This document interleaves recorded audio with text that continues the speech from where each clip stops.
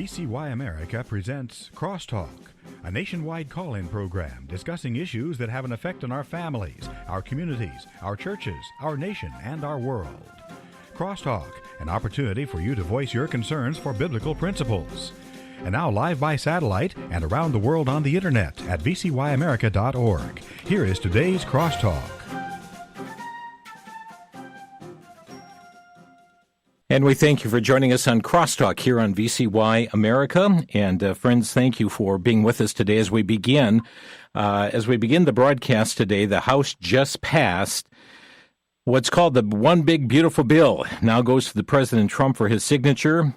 Also, another announcement. Tragically, yesterday, the liberal majority of the Wisconsin Supreme Court, in a 4-3 vote, voided Wisconsin's 1849 law banning abortion. Their decision will end up taking the lives of many, and tragically, this blood is on their hands. Well, friends, as we consider our country and the matter of freedom, we are blessed in ways that other countries around the world have never known.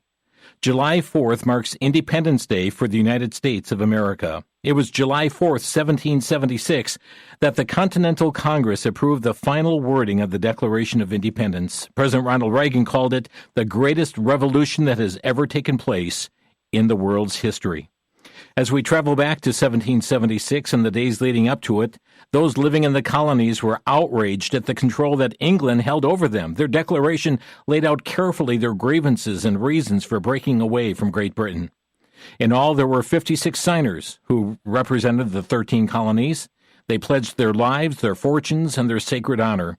These were individuals who had much to lose if the war was lost, and many of them suffered hardship as a result of their resolve.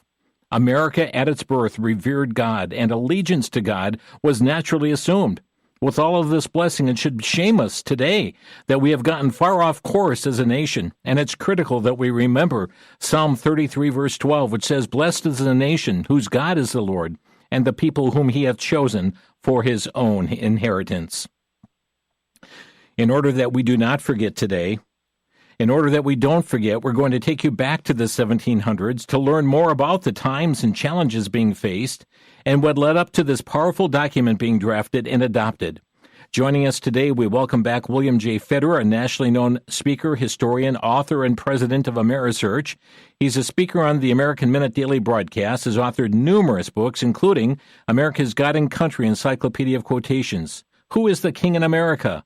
Socialism, the Real History from Plato to the Present, How the Deep State Capitalizes on Crises to Consolidate Control, and also Silence Equals Consent, the Sin of Omission. Bill, thank you for joining us today here on Crosstalk. Jim, great to be with you. So, Bill, if you would today, take us back to what led up to the Revolutionary War that began with the first shots in Lexington and Concord in 1775, as well as the drafting of this document, the Declaration of Independence. I mean, King George III was ruling. If you would, take us back to this time. Right. So the French and Indian War went on for decades, came to a head between 1754 and 1763. The British left troops on American soil, but they didn't have any place to stay, so they stayed in your home. You'd have a bunch of soldiers coming up to your house saying, "Hi, we're going to sleep in your beds and eat at your kitchen, and you're going to have to live in the attic." But then an interesting thing, the British East India Company, it had taken control of India and Bengal, and they rearranged their economy to grow profitable stuff rather than just the common stuff, and a famine hit, and 10 million died. They were 10,000 a day were dying in Bengal, and it's sort of because the British East India Company went in there and messed around with their economy, and so the British East India Company is going bankrupt. It's Britain's biggest company. And so they want a corporate bailout. So they go to the king, and the king says, bail us out. And the king says, okay, I'm going to let you tax the British people, with your imports. And the people of England said, we don't want to be taxed. Tax the colonies. And so the king allows them to get a monopoly, tax the colonies, and put out of business all of the little mom and pop shops because they could sell directly to the citizens. And then they began to confiscate stuff from ships bringing in stuff without paying all these taxes, and then they decided to passed the writs of assistance where they could read your email. Now, they didn't have email back then, but it gave the government permission to read through everybody's correspondence, all your letters. They could rifle through your letters. And then, just on a suspicion of you being disloyal, they could confiscate your house, your farm, your land, your everything. And then they had the Stamp Act, where every piece of paper had to have the king's stamp on it. And they kept tightening the screws. So when Sam Adams organized the committees of correspondence to let the people around the country know about the Boston Massacre, right? So the British soldiers fired into a crowd, killing 5, one of them being Crispus Attucks, who was an African American. And so then the British decided to blockade Boston's harbor to punish this rebellious town. Well, the next colony over is Virginia. And Thomas Jefferson drafts a day of fasting and prayer to be observed on June 4th, 1774, the exact day that the British are going to blockade Boston's harbor. George Washington wrote in his diary, went to church, fasted all day. Well, the royal governor of Virginia, Lord Dunmore, considered this protest, this day of fasting, as a veiled protest against the king. So the royal governor cancels the Virginia legislature, fires them, tells them to go home. They don't go home. They go down the street to Raleigh Tavern, and in the back room they plan to have a Continental Congress. And so they meet September of 1774 in Philadelphia, representatives from all the different colonies. There's a motion to open with prayer. And the Anglicans didn't want to hear a prayer from the Congregationalists, who didn't want to hear a prayer from the Presbyterians, and so forth. And it almost fell apart. But Sam Adams stands up, and he says, I'm no bigot. I can hear a prayer of any man of piety who at the same time is a patriot of our country. And so John Adams writes that they were kneeling. There were tears in their eyes. They just got word that, Boston was being attacked. And so then the next year they have the Second Continental Congress. And they all meet, and what people don't realize is, every denomination had every colony had a different denomination, and so they were all represented there. And yet they had Patrick Henry. He gave his "Give me liberty, give me death" speech, and they decide to vote on the Richard Henry Lee's resolution for independence, and They vote for it, and then 2 days later they vote to accept the wording of Thomas Jefferson's Declaration of Independence. And then the 2 people signed it that day, John Hancock and the Secretary, Charles Thompson. And then they begin having a cleaned-up copy of it signed on August 2nd. And then it takes about 6 months for all of them to come back to Philadelphia to sign it. But we recognize July 4th because that's the day that they voted to approve the wording of the Declaration of Independence. They rush a copy of it out to George Washington. He is in charge of the Army. He's stationed in New York.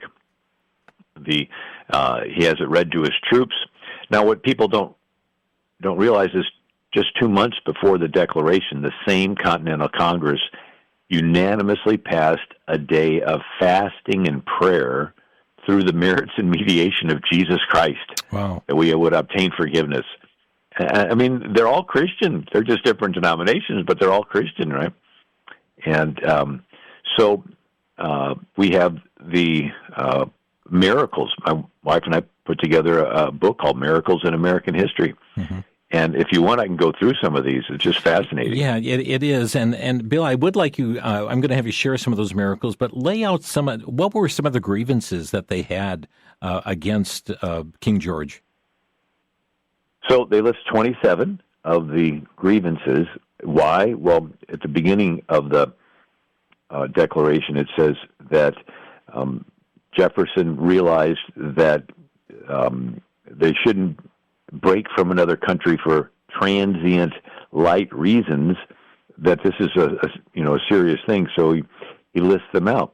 One is the king had made all the judges dependent on his will alone. So one of the big issues during the colonial times is who pays the judges. we would think, let the king pay for it. No, they didn't. They realized that your loyalty went with your paycheck. And so once the king paid all the judges, if you had a crime, you go before the judge. They're a deep state elitist. And if you're not part of the deep state, they're going to throw you in jail like a January 6th person or something, Mm-hmm. And then the king incited natives on the frontiers to attack the settlements. And this is what Thomas Jefferson wrote. The king has excited domestic insurrections among us.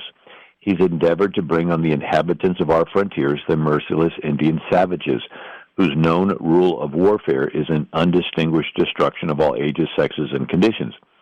So British General Johnny Burgoyne was meeting with the Mohawk Indians, and they had reached an equilibrium with the settlers. They were sort of getting along, but he offers them money for scalps, right, and so stirs them up.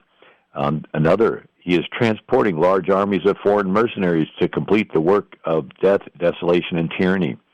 I spoke in Portland, Maine a few years ago, and they said, yeah, the King of England's ships pulled into this harbor right here, and they shot their cannons at all the buildings and just reduced the city to rubbles. And it's like, wow. And then they did the same thing in Rhode Island. Wherever there was a port, they just go in there and start blasting all the buildings.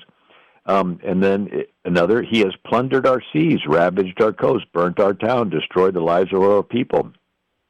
And he took away their ability to have their own currency in America. He deprived us of trial by jury. So instead of you having 12 of your peers, right, now it's arbitrary. He goes on. Now, one of the interesting things that the king is 38 years old, and Thomas Jefferson is 33 years old. I mean, most of the people involved in this revolution were young people. Mm-hmm. And so Thomas Jefferson puts into the Declaration that the king was a part owner of the Royal African Company, and he made money off the slave trade, and he stopped every effort of the colonies to end slavery pre-Revolutionary War. A bunch of colonies, especially, Pennsylvania with Quakers, they're the ones that started the abolitionist movement, but the king wouldn't let them get rid of slavery. And so Thomas Jefferson pens this in the Declaration. He has waged cruel war against human nature itself in the persons of a distant people who never offended him, captivating and carrying them into slavery in another hemisphere, or to incur miserable death in their transportation thither, suppressing every legislative attempt to prohibit or to restrain this execrable commerce, determining to keep open a market where men should be bought and sold. That was in the first draft of the Declaration. Well, what happened? They had decided that it needed to be unanimous, and South Carolina and Georgia said, well, we're not sure we have permission to sign it, and they waffled. And they said, well, we got news that New York is being invaded, and so we're in a panic, and so we're just going to pass it and worry about slavery later. How we wish they would have ended slavery right then, would have saved that country millions of lives. Bill Federer with us today here on Crosstalk, speaking of the Declaration of Independence. And friends, a quick look also at the 56 signers, and also looking at some of these miracles that happened in American history. We'll be back in 1 minute. You're listening to Crosstalk on VCY America.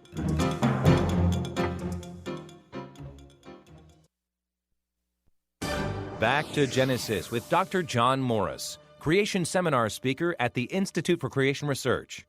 Dr. Morris, how many different types of animals did Noah take on board the ark? Chris, detractors from the biblical flood story say that there were way too many animals to have fit on board the ark.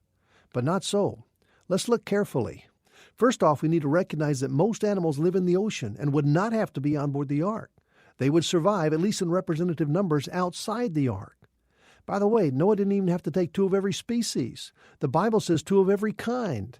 Probably a broader category which might include a number of species, like the dog kind. Altogether, I suspect that there were probably less than 20,000 animals on board the ark. This was difficult for Noah, but not impossible.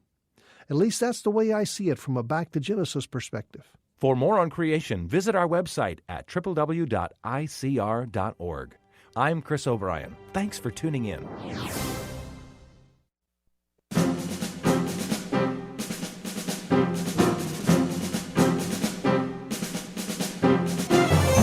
You're listening to Crosstalk on the VCY American Network. William J. Federer is with us today, and he's a nationally known speaker, historian, author, and president of Amerisearch Incorporated, and we're discussing today the Declaration of Independence. I'm so grateful for the freedoms that we have for those who stood against a tyrannical government, and we know that there are many who sacrificed much as a result.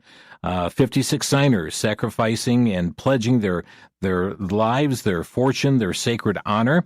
And Bill, I'd like you to just give us a word about these 56 signers. Again, we can't go into great detail about every one of them, but just some overview thoughts that you have in regard to the signers, because many of them left much poorer after they actually signed this document and sacrificed much as a result of advancing this freedom and liberty in our land. Yeah, well, and my wife and I put this in a book called Miracles in American History, but 32 of the signers were Anglican, 13 Congregationalists, 12 Presbyterian, 2 Quakers, a Baptist, a Catholic, a Dutch Reform, a Puritans, and they were Christian, and they were from their different colonies, and they they were declaring war against the most powerful king on the planet. The most common form of government in world history is kings. Nimrod, Pharaoh, Caesar. And a king is a glorified gang leader. And as the centuries go on, the kingdoms get bigger because with the latest military advancement, the kings can kill more people. Until finally, the King of England was the biggest. The sun never set on the British Empire. He had Bengal and India and Australia, New Zealand, Hong Kong, British Guyana, Canada, Barbados, Bermuda, Jamaica, and America. He was a one-world government guy. And America's founders didn't like that. They broke away, flipped it, and made the people the king. But you look at it, John Hancock signed the Declaration, and he said, the price on my head has just doubled. Ben Franklin signed, and he said, we must hang together, or most assuredly, we will hang separately. You had 27-year-old George Walton signed. 27-year-old. He was moved in and captured at the Battle of Savannah. Edward Rutledge was 27. John Hayward Jr. was 30 years old. Arthur Middleton, 34. They were all prisoners at the Siege of Charleston. 38-year-old Thomas Nelson had his home taken over by the British at Yorktown, and they used it as their headquarters. And he reportedly offered 5 guineas, that was like $5, to the first soldier who could shoot a cannon at his house. Wow. And he never got reimbursed for that. Signer Carter Braxton, 40 years old, lost his fortune. Thomas McCain, 42. He was hunted like a fox by the enemy, compelled to move my family 5 times in 3 months. Richard Stockton, the British were paying people to snitch. And so a neighbor snitched on Richard Stockton. He's 46 years old. They break into his house and drag him from his bed at night and jail him. 50-year-old signer Lewis Morris had his home taken and used as a barracks for the British. And then Abraham Clark. 2 of his sons were captured, tortured, and put on British starving ships like the Jersey. That's where you can't escape. I mean, it's like, it's like alligator Alcatraz. I mean, there's sharks around the ship, sure, and they don't feed you, and you're starving, and it's freezing cold water. And so they tell Abraham Clark, if you take your name off the Declaration, we'll free your 2 sons that we have on this British starving ship. And he said, I cannot take my name off the Declaration, and God help my sons. And 53-year-old signer John Witherspoon, right? He's a reverend. He's a Scottish minister, Presbyterian from Scotland. His son James is killed at the Battle of Germantown.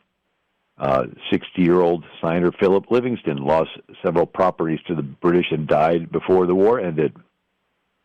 63-year-old signer Francis Lewis found the British plundered his home and carried away his wife, Elizabeth, and put her in prison. And they wanted to make an example out of her, so they denied her a change of clothes. They denied her a bed. They gave her nothing but the most meager food. They treated her so harshly that when she finally was released, she died shortly thereafter. John Hart, 65, his home was looted, and he had to remain in hiding, living in caves out in the woods, and he died before the war ended. 41-year-old John Adams wrote, Posterity, you will never know how much it costs the present generation to preserve your freedom. Wow. I hope you'll make good use of it. If you do not, I shall repent in heaven that I ever took half the pains to preserve it. My. So they paid a tremendous price, Yes. and but they did it for us. Our founders were willing to sacrifice their prosperity for their posterity. Mm-hmm. They pledged their lives and their fortunes and their sacred honor. And Bill, unfortunately, today many are doing the opposite in sacrificing our posterity for prosperity, saddling the kids with a $37 trillion debt. Yeah.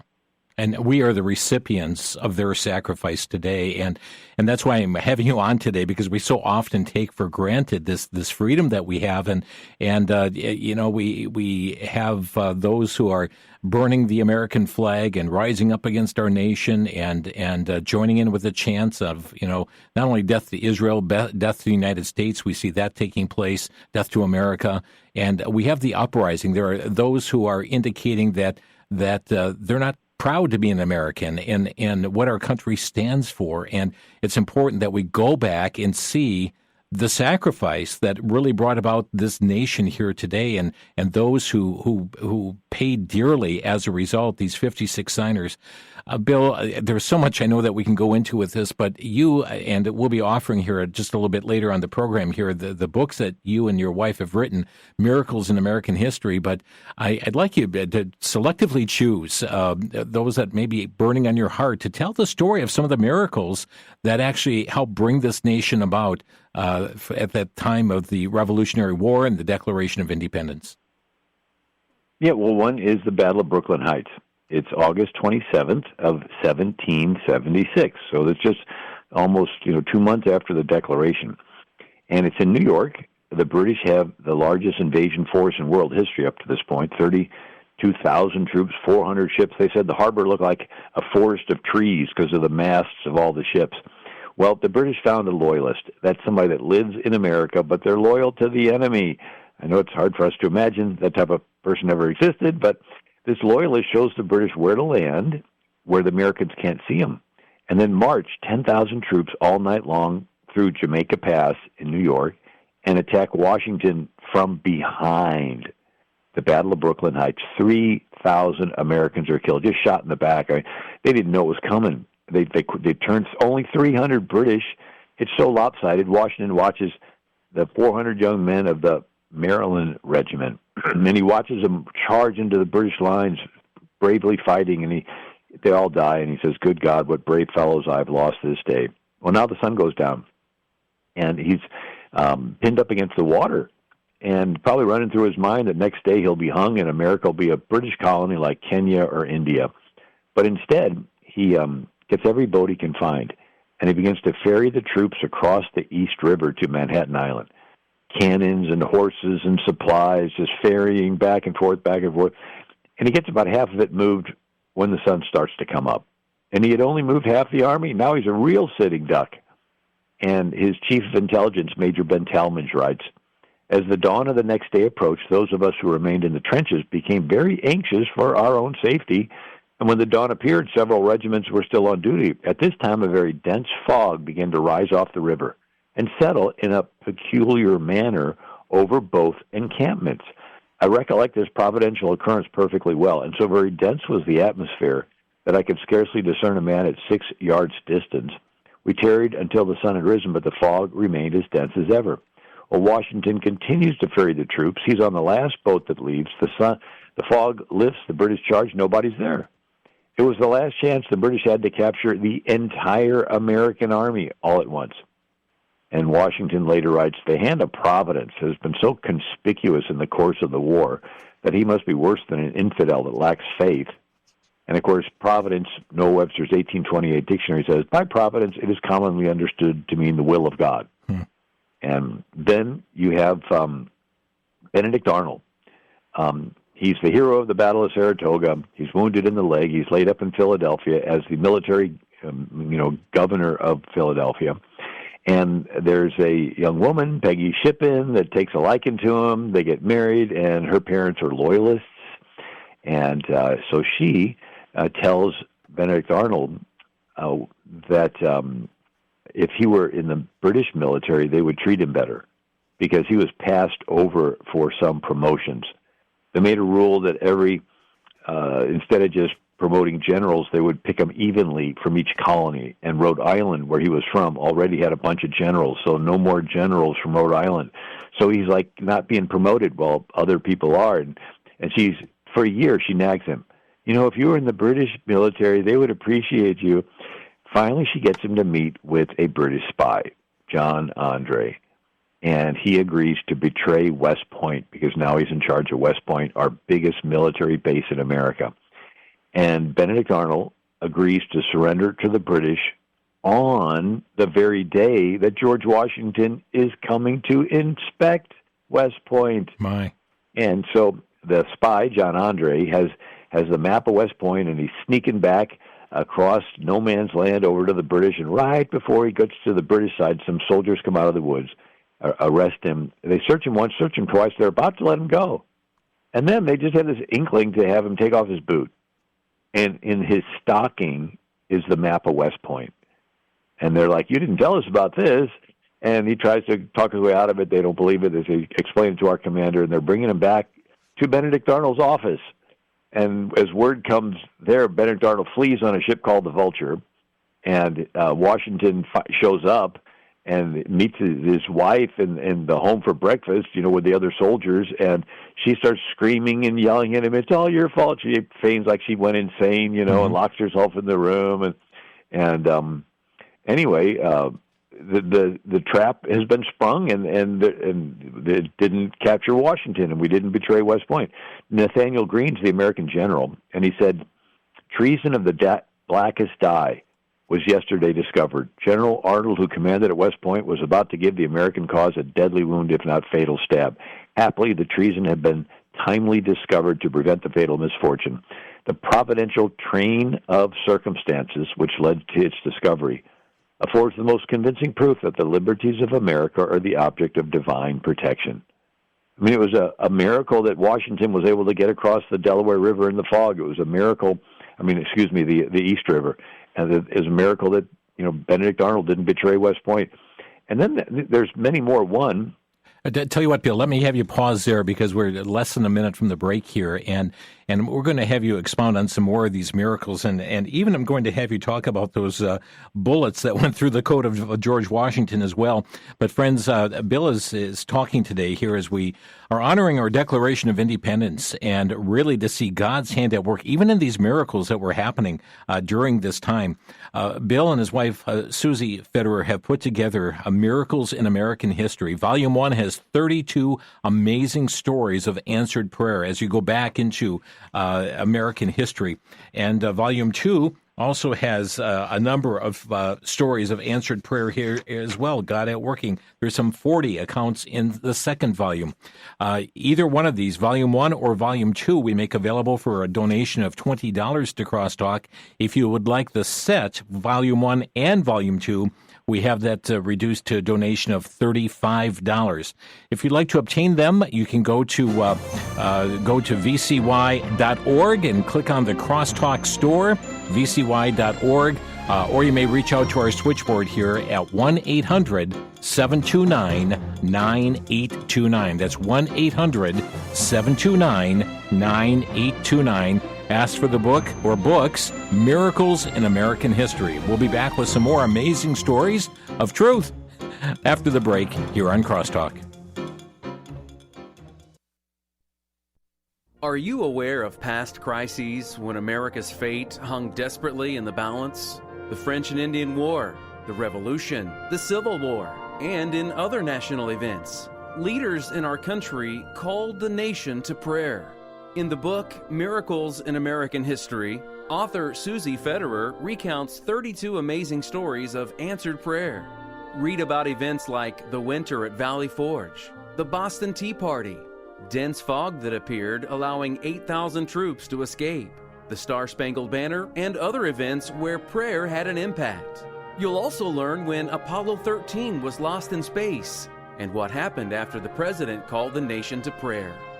Volume 1 of Miracles in American History is available for a donation of $20, or Volumes 1 and 2 with additional stories for a donation of $35. Call 1-800-729-9829.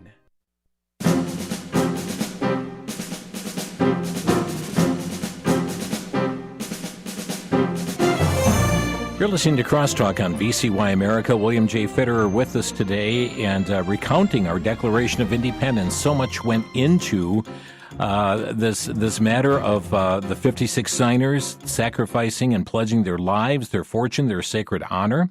We see that many paid dearly for the freedoms that we treasure today, and we're so grateful for these. And I am recalling this today so we don't forget. Don't forget about these freedoms. It's not just a time of family gatherings and picnics and special events. And though the founders said, yes, we need to celebrate and you know, even with fireworks displays, but friends, it's also a time to remember and to thank God for the freedoms that we hold dear. Bill and his wife have put together Miracles in American History, Volume 1 and Volume 2, as they recall so many of these many miracles that led to our nation's founding and through different wars, including the Revolutionary War and other matters here regarding our nation as a whole. We do have either Volume 1 or Volume 2 available for a donation of $20 individually, or for the set for a donation of $35 to Crosstalk. You can reach out to our switchboard at 800-729-9829. Or go to crosstalkamerica.com and click on the Crosstalk store, and you'll find them there as well. Well, Bill, there's so much, the very volumes. We could go many, many weeks here on Crosstalk just going through these various accounts. But go ahead and pick up. I'm going to let you, choose some of those stories that you'd like to tell us today as well as it relates to our history, specifically those surrounding like the time of the Revolutionary War and the Declaration of Independence times. Yeah, well, one is Patrick Ferguson was a British sniper, and he was waiting in the woods for George Washington to shoot him. And so Washington is there with the Battle of Brandywine, and he's with Count Casimir Pulaski, who's the father of the American cavalry. And they're in the woods surveying the area, and Patrick Ferguson has George Washington in his sights, but the British Court of Honor was you don't shoot somebody in the back, and he didn't want to go down in history as having shot George Washington in the back, and so he hesitated, and then the trees got in the way after that, and he could never get the shot. But it was almost like he turned his head at the last minute and was able to be saved. But there's lots and lots of stories of these miracles. One is the Battle of Cowpens. It's the one that Mel Gibson featured in his movie Patriot. And the American General Daniel Morgan captures 800 of the British, and he's fleeing, and the British Cornwallis is coming after him. Well, they get to the Catawba River from South Carolina into North Carolina. The Americans cross, the British show up, but before the British can start crossing, there's a flash flood, and they're delayed. And then there's a race toward the Yadkin River. The Americans cross, the British show up, before the British can cross, another flash flood, and they're delayed. Then it's a dash to the Dan River. The Americans cross, and the British show up. They're watching them get out the other side, but before the British can start crossing, another flash flood, and they're delayed. The British commander Henry Clinton wrote, "Here the Royal Army was again stopped by a sudden rise of the waters, which had only just fallen almost miraculously to let the enemy over, who could not else have eluded Lord Cornwallis's grasp, so close was he upon their rear." And, there's another little story that a lot of people don't know, is that Spain financed our Revolutionary War. You're like, what? Yeah, King Carlos III of Spain. He didn't like the King of England, and yet he didn't want to publicly come out and declare war. So he started a front company called Rodrigo Hortalez and Company in Paris. And through that company, he was funneling millions of dollars to the Americans and supplies and everything. And then you had a Spanish commander named Cordoba, and the British have like 80 of these huge ships of supplies coming to the colonies, and this Admiral Cordoba captures them. It's sort of unique because it was nighttime, and the English ships were following their lead ship, and the lead ship would fire cannons in a certain sequence in the dark so that they would know, what direction they're going, and because they'd be like, the lead ship would be like a mile or two ahead, and so he got in between the lead ship and the other trailing English ships, and he watches the signal, and he fires the signal. So now the English ships are following his Spanish ships, and he leads them into a harbor surrounded by Spanish ships, and they all get captured. And but it was like tens of thousands of pounds of gunpowder and rifles and everything that was going to go to the British, but it gets captured. Then you have the ladies of Havana. So Washington's running out of money, and the soldiers are like dissolving. They're going back to their farms. They got farms they got to take care of, and so they're at Yorktown, and he's got the British cornered, but his army's about to disappear. So Rochambeau, the French admiral's coming across. He stops off at Cuba, and the governor of Cuba says we need to raise money for the Americans. Well, the ladies of Havana donate their jewelry, their silverware, their candelabras, all this expensive stuff, $28 million worth of stuff. And they put a note in it that America's mother sons won't be raised as slaves. And they give it to Rochambeau, the French admiral. He shows up at Yorktown, gives it to George Washington. And Rochambeau wrote, he says, the joy was immense when the gift of the ladies of Havana was received. Washington threw his hat in his air, and it kept the American army from dissolving. And so Washington is able to continue to press the British, and they surrender at Yorktown, right? And the war's over. And and then you have Bernardo de Galvez. Galveston is named after him. He's the governor of New Spain. He's in charge of the whole thing, and he drives the British out of Pensacola, Florida, out of Mobile, Alabama, out of Natchez, and he is captured the British city of Nassau, Bahamas, and then he lets other countries' ships, like the Dutch, go up the Mississippi to supply George Washington's troops, like George Rogers Clark, through the Ohio, and so here, who would have thought that here's a Spanish commander of New Spain, helping America get free. Another is Jorge Farragut. He's a Spanish captain, and he comes over and helps organize the South Carolina Navy to fight the British. And then after the war, his son, David Farragut, becomes the first U.S. Navy admiral. And so there's a subway station in Washington, D.C., Farragut Station, right? Yeah. And so lots of people helped to get America free. And France, you know what they got in return for helping us? Nothing but debt, lots of debt.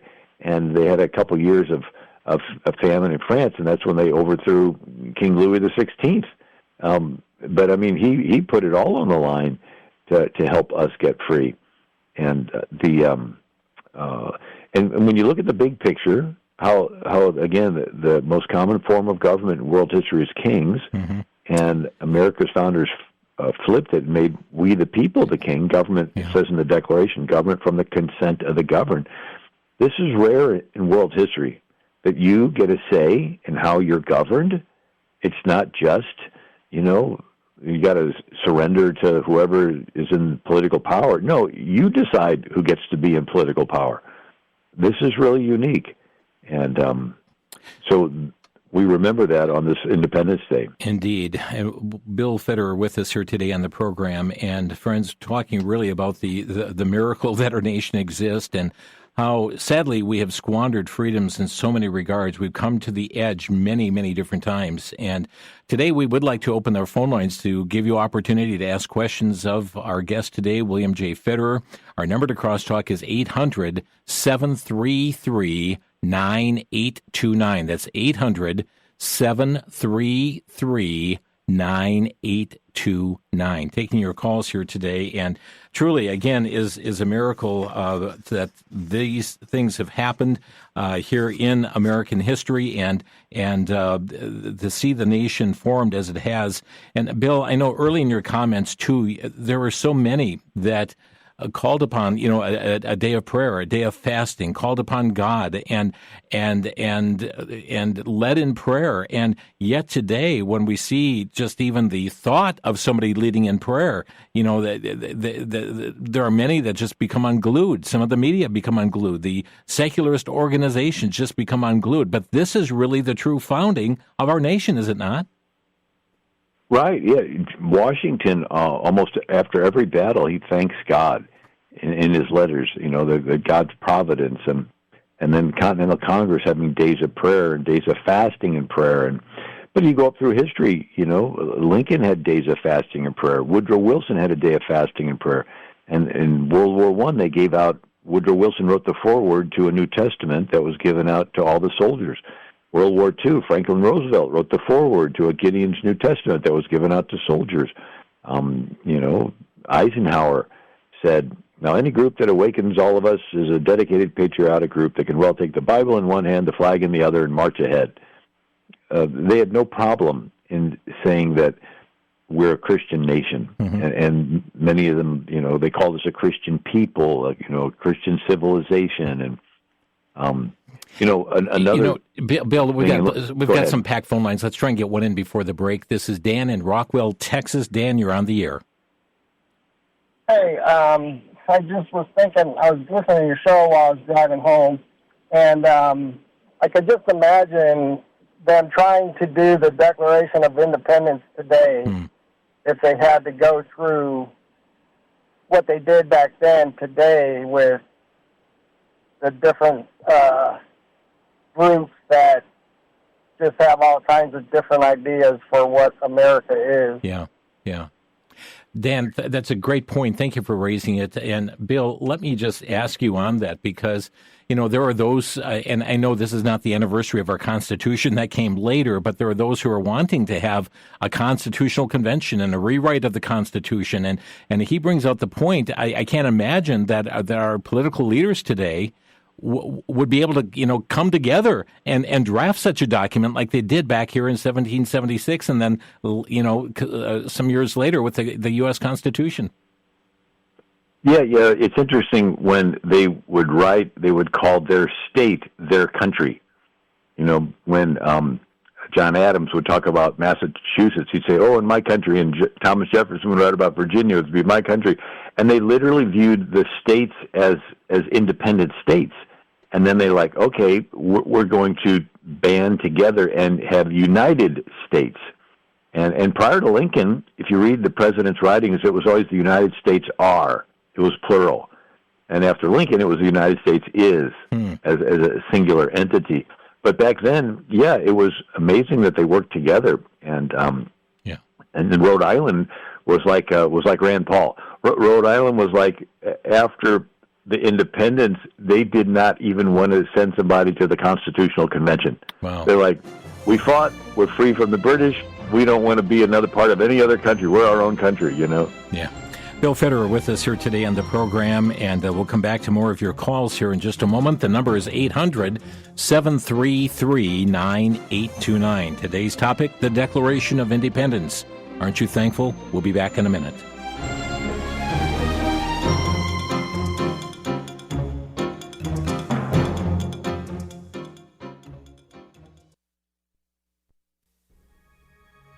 In this year, 2025, the United States is celebrating 249 years of independence.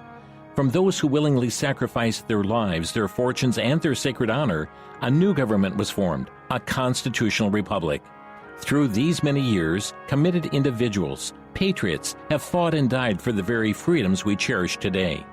Yet many of these freedoms are under attack from within. There's an active push towards socialism in an attempt to destroy the very fabric of what makes our nation unique.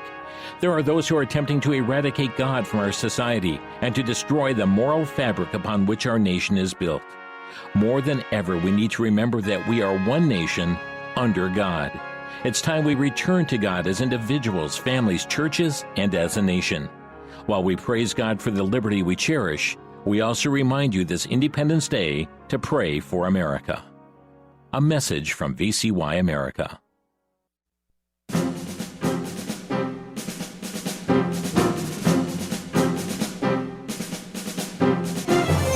You're listening to Crosstalk on the VCY American Network. William J. Federer is our guest today on the program, and he and his wife Susie have put together a couple of books, Miracles in American History, Volume 1 with 32 amazing stories, and Volume 2 also talking about amazing faith that shaped the nation. And either the volumes can be individual. They're available for $20 as an individual volume. If you want the set, available for donation of $35, you can reach out to our switchboard at 1-800-729-9829. That's 800-729-9829. Or by going on our website, vcy.org or crosstalkamerica.com, and click on store. You'll find it there as well. Let's go to Kip, who is calling from Sioux Falls, South Dakota. Kip, you're on the air. Yeah, hi, Brother Jim and Brother Bill. A happy 4th of July to you. It's a great program. And I just have a real quick question for you, Brother Bill. Patrick Henry's known for his give me liberty or give me death speech, but he also said this. Guard with jealous attention the public liberty. Suspect everyone who approaches that jewel. Unfortunately, the only way to preserve it is downright force. Once you give up that force, or whenever you give up that force, you are inevitably ruined. And I just wonder if you had any insight to who he was speaking to or who he was addressing, what he meant. And I'll just take my answer off the air to save some time. God bless you guys. Thank you. Thank you, Kip. Bill. Yeah, well, Patrick Henry was the 5-time governor of the state of Virginia after the Revolution, and he was fearful that the new Constitution was going to concentrate too much power in the federal government. And so he said, look, we need a Bill of Rights. England has an English Bill of Rights. Virginia had a Bill of Rights, but this new Constitution did not. And so he was against the Constitution.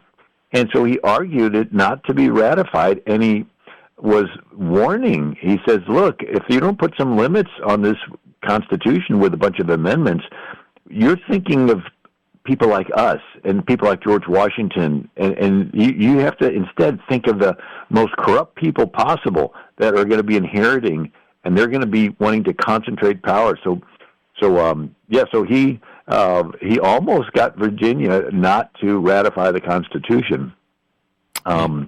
But then again, because of his efforts and also George Mason, you got the Bill of Rights added to the Constitution, which were nothing more than limits on the federal government. Yeah. The preamble to the Bill of Rights says, to prevent the abuse of power by the federal government, certain restrictive clauses shall be added to the Constitution. But let's go to Andrew next in New Mexico. Andrew, you're on the air. Yes, thank you guys, brothers, Jim and Bill. Just remembering, a couple of members that we had in the family that, fought in World War II and died, fighting the good cause for freedom. And a lot of times we tend to ignore that or belittle the real sacrifices that were done. My father-in-law, Joel, he served. He went when he was 16. His mom and dad had to sign so he could go. And then my uncle Matthew also, he was prisoner of POW. He had the bayonet marks on his back where they would put him trying to find out where the camp was. So they really suffered. We need to really just think how bad they really suffered. Yeah. Thank you, Thank Andrew. you, Jim. Thank you very much. We've got Pete next in Milwaukee. Pete, you're on the air. Thank you for those comments. Thank you. That was wonderful. Good afternoon. The way I looked at it, when I would turn 18 years old, I had to register for the draft when Ronald Reagan was in office, and I look back at that. I knew a lot of kids want to draft it on drafts, and I looked at it this way: I love the barbecue. I'm a barbecue man, and I was ready to fight for this land because I love the barbecue. So I took my bite because my '70 Camaro, it took and then I couldn't get to the post office to register. So I took a bike, and I rode down there to register. That's how much this country means to me. Yeah. I love this country. I would fight for this country, and I will fight anybody that comes in my household. That's all I have to say. Okay, Pete, thank you. And let's pick up one last call. Barry in Tennessee. Barry, you're on the air. Yes, just a short statement. As the man was saying, God did what he did for those men because of their faith and trust in God and their total commitment. Yeah. That's what we're lacking in this country today. We surely need to get back to it. We have to get back on our knees and make God first like they did. Yeah. Amen. Amen. Thank you, Barry, for your comment. Bill, we have just 2 minutes left in the broadcast, and you mentioned to me during the break that, you've also got some wonderful stories about women in the time during the Revolutionary War. Just share what you can in about the 90 seconds that we have left here. Yeah, people forget. So at Valley Forge, you had 2,500 men die, but you also had 500 women die. They were following the army. They were the ones that were washing the clothes, taking care of the sick. One Mrs. Westlake wrote of Martha, "I never in my life saw a woman so busy from morning till night as Lady Washington provided for the comforts of the soldiers." You had Lucy Knox, Molly Pitcher, her husband faints a heat stroke. She gets up and loads the cannon for the rest of the Battle of Monmouth. You had the one where the husbands were off fighting, and the women would organize militias for the little towns, like Mrs. David Wright's Guard, and they would use farm implements and all kinds of tools, and they'd have to defend against the Indians that the British were stirring up. One Indian tribe captured this village of Americans, and the next day they were going to kill them. And the one Indian woman goes down and talks to, her name was Nancy Nanny High Ward, a Cherokee woman, East Tennessee, goes down and talks to the lady, Lydia Bean, while she's tied up, and they're swapping cooking recipes, like how to make butter.